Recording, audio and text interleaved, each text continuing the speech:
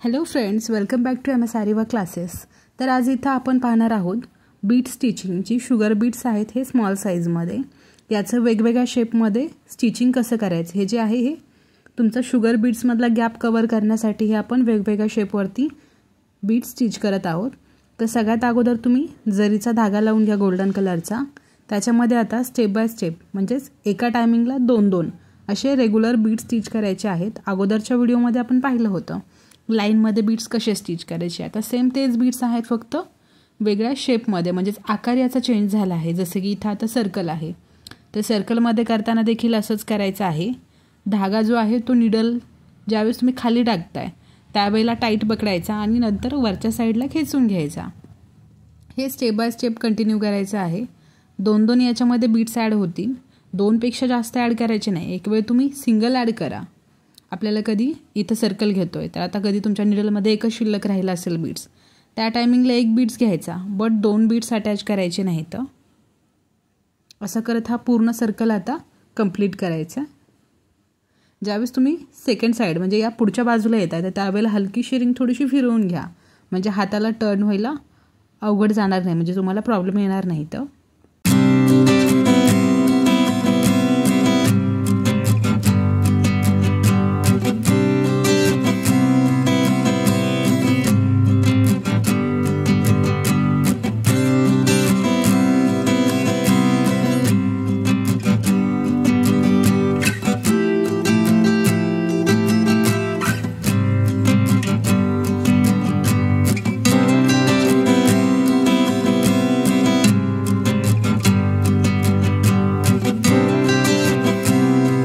Circle आता इथे complete झाला आहे. सर्कल कंप्लीट झाल्याच्यानंतर आता नॉट कुठे जायची. तर नॉटसाठी काय करायचं आहे तुम्हाला, एक तर त्याच्या जी तुम्ही चेन केली, सपोज इथे आता ही राऊंड कंप्लीट झाला, या राऊंडच्या बाहेरच्या साईडला एक सिंगल चेन करायची किंवा मग आतमधल्या साईडला, तुम्ही दोन्हीही करू शकता.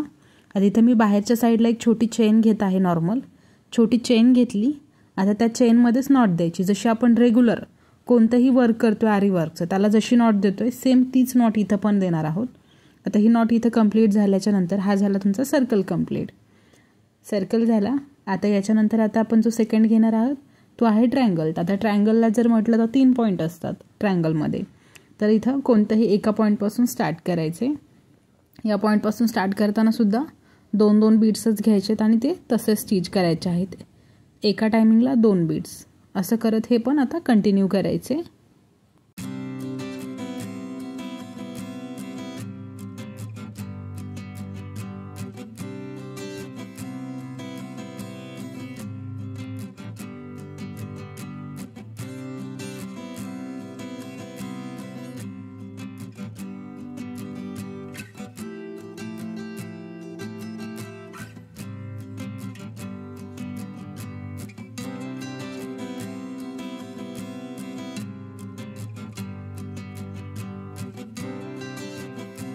आता इथे जो हा जो त्रिकोण घेतला आहे या त्रिकोणमध्ये काय करायचं आहे तुम्हाला, एक लाईन तुमची कंप्लीट झाली आहे.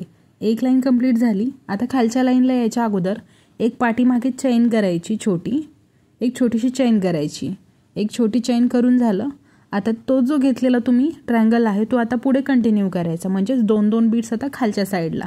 कधी तुम्हाला असे जर तुमच्या वर्कमध्ये पॉईंट वगैरे असतील तर त्यावेळेला तुम्हाला अगोदर पाठीमागे एक चेन करायची आणि नंतरच पुढे जायचे, म्हणजेच पुढे बीट्स असतील किंवा चेन असेल जे पण काही तुमचं वर्क असणार आहे ते नंतर पुढे घ्यायचं आहे. हे प्रत्येक वेळेला लक्षात घ्यायचं. जिथं पण कुठं असं चौकोन त्रिकोण पॉईंट आहे, कुठे टर्न होतोय तर त्यावेळेला एक अगोदर पाठीमागे चेन घ्यायची आणि नंतर एक पुढच्या साईडला घ्यायची. हे प्रत्येक वेळेला लक्षात घ्यायचं.